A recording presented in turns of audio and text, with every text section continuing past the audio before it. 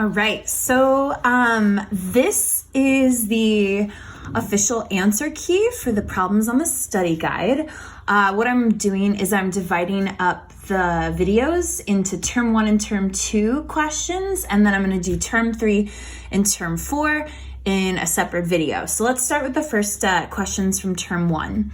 All right, so we need to simplify this expression. So this is where we're going to apply the distributive property, which is where you multiply the term on the outside by all the terms on the inside.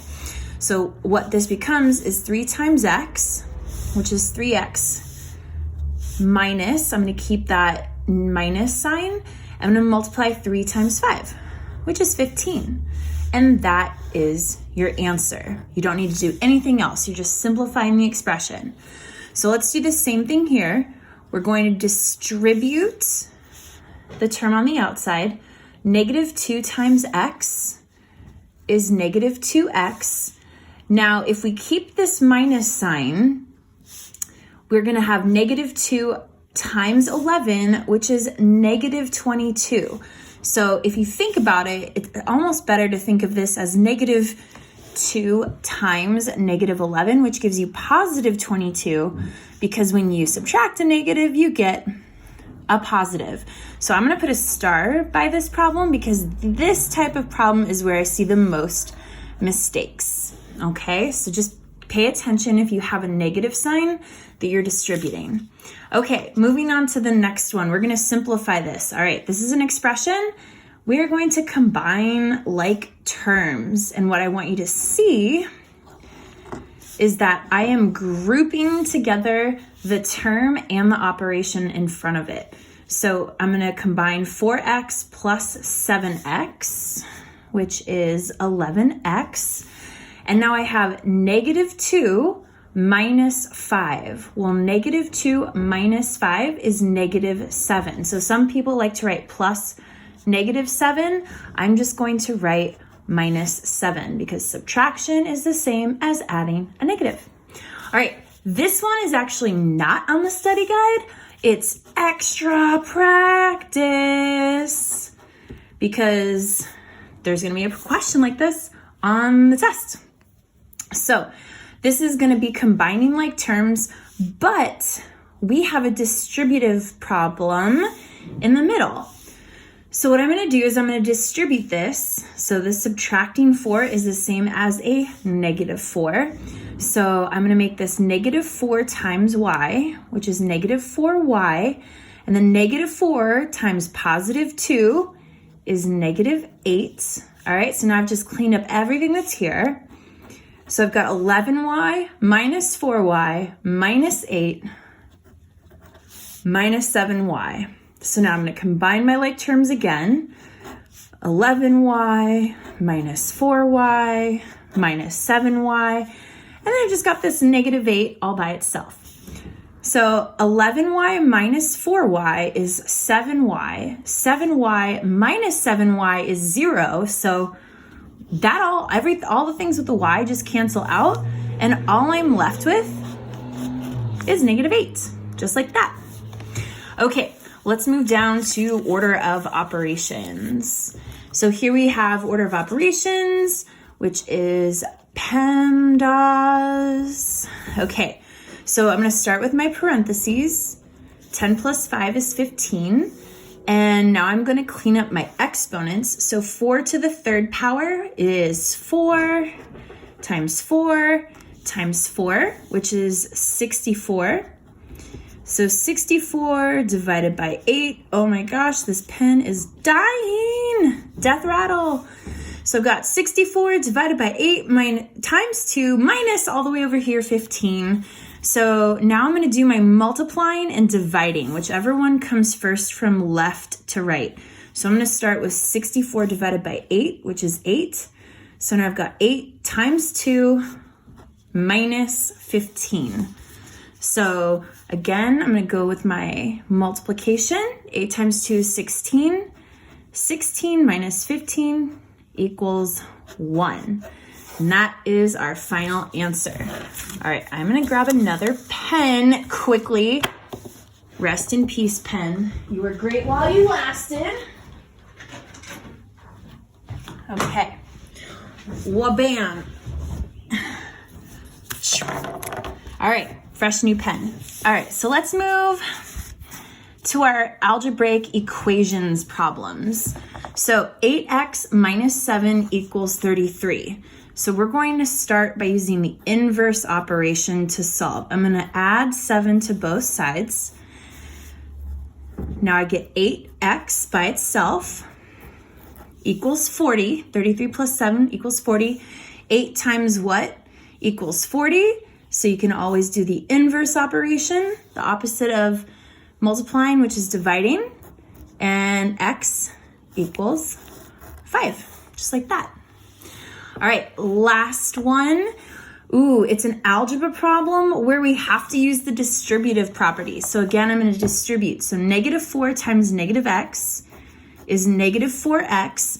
So being careful here, we've got a negative times what is a negative here. So negative 4 times negative 4 is positive 16 equals 16. And now I'm going to solve this problem just like the one here. I'm going to subtract 16 from both sides. I'm left with negative 4x equals 16 minus 16 is 0. So negative 4 times what is 0? If you just divide each side by negative 4, you find out that x equals 0. All right, that is it for the questions in term 1. Let's move on to term number 2. Okay, so this is an inequality problem. So we're going to solve these just like we did with the algebraic equations.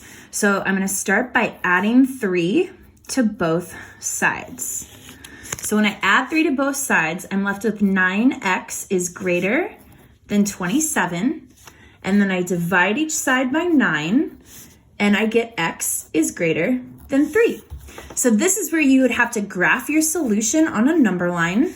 So let's say this is 3, and then 4, and then 2.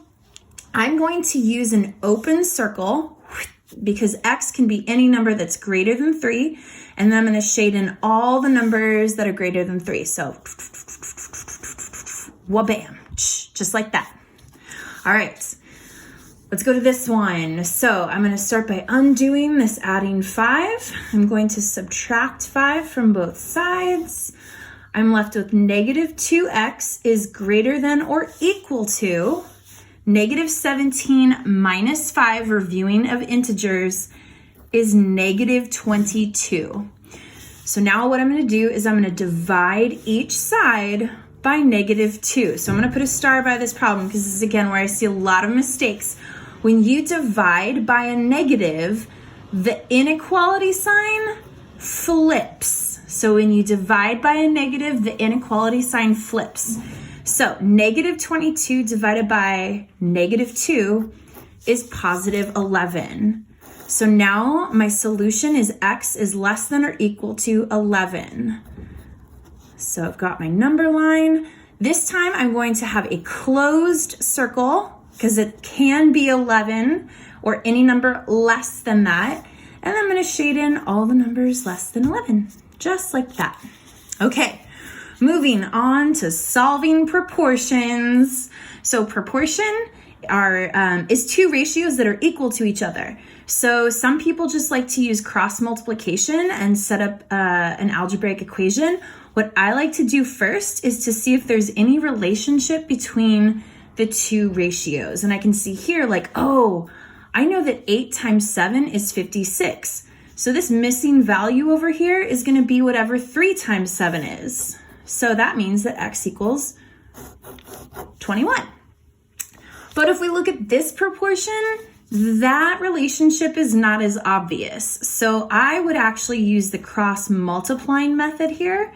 And when we do that, we get our algebraic equation. So 5 times x is 5x, and then 3 times 8 is 24. So I know right away my answer is going to have a decimal in it. I'm going to divide to see how many times 5 goes into 24. And I do this, and I do this. I drop my 0 down. I don't forget to put the decimal in my answer. 5 goes into 40 perfectly. 8 times And I have my answer right here. So, did I do that correctly? Oh my God, I just had a massive brain fart. Oh, yes, okay, so that's correct. So x equals 4.8. All right, moving to our percentage problems. I made a YouTube video that covers these kinds of problems. So watch that if you have any questions.